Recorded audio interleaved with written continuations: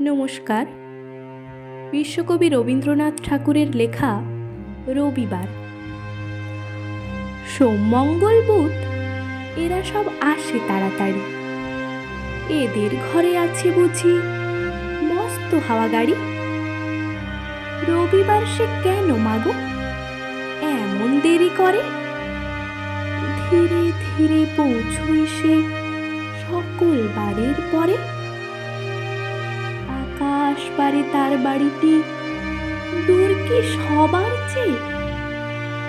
সে বুঝি মা তোমার মতো গরিব ঘরের মেয়ে।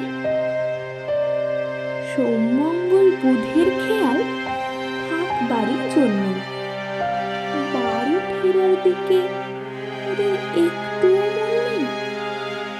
রবিবারকে কে যেন এমন ভীষণ তাড়া করে, ঘন্টাগুলো বাজায় যেন আধ ঘন্টার পরে। আকাশ পারে বাড়িতে তার কাজ আছে সবচেয়ে।